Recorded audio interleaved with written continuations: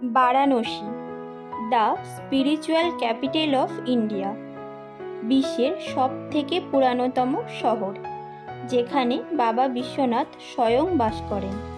এই বারাণসীরই ট্যুরিস্ট স্পটের লিস্টে নতুন করে অ্যাড হয়েছে একটি মন্দির, সর্বাবেদ মহামন্দির ধাম।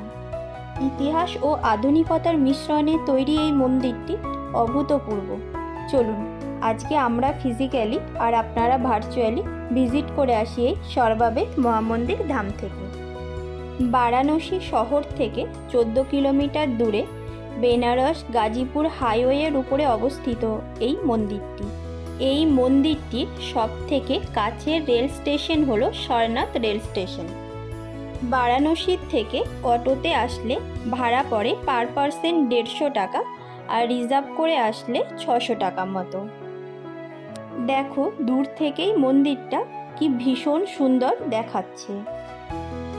মন্দিরটা এতটাই বড় যে অনেক দূর থেকেই মন্দিরটাকে লক্ষ্য করা যায়। এটি মন্দিরের মেন এন্ট্রান্সের সাইডেই রয়েছে 4 হুইলার ও 2 হুইলারের পার্কিং। মন্দিরে ঢোকার জন্য আপাতত কোনো এন্ট্রি ফি নেই, তবে ঢোকার আগে ব্যাগ খুব ভালোভাবে চেক করা হয়। এই বারাণসী শহরে অনেক মন্দির রয়েছে, আর প্রত্যেকটা মন্দিরে কোনো না কোনো দেবদেবীর নিত্য বিশেষে পুজো করা হয়। তবে এই মন্দিরটা অন্য সব মন্দিরের থেকে আলাদা, কারণ এখানে কোনো দেবদেবীর পুজো হয় না। এটি হলো ওয়ার্ল্ডের লার্জেস্ট মেডিটেশন সেন্টার। সর্বাবেদ আমাদের সনাতন ধর্মের পুরাণ ব্রহ্মবিদ্যার এক সদ্গ্রন্থ। এই গ্রন্থের লেখক হলেন সদ্গুরু সদাফল দেবজি মহারাজ। এই গ্রন্থ থেকে আমরা যোগ, ধ্যান, সাধনা, লাইফ লেসন, লাইফকে আমরা কিভাবে আরও সুস্থ ও সুন্দরভাবে পরিচালনা করতে পারবো, মনকে কিভাবে আরও শান্ত রাখতে পারবো, এই সমস্ত বিষয়ে জানতে পারি। এই মন্দিরটা সম্পূর্ণ তৈরি হয়েছে গোলাপি বর্ণের পাথর আর সেগুন কাঠ দিয়ে। মন্দিরের ভিতরে দেবতার স্থানে বসানো রয়েছে ধ্যানমগ্ন অবস্থায় এই সদ্গুরু সদাফল দেবজি মহারাজের একটা বিগ্রহ। তিনি যে শুধু এই সর্বাবেদ গ্রন্থের লেখক ছিলেন তাই নয়, তিনি প্রতিষ্ঠা করেছিলেন বিহঙ্গন সংস্থা। বিহঙ্গন হলো এমন এক প্রকারের যোগ সাধনা যা আমাদের আত্মার সাথে পরমাত্মার সংযোগ স্থাপন করে।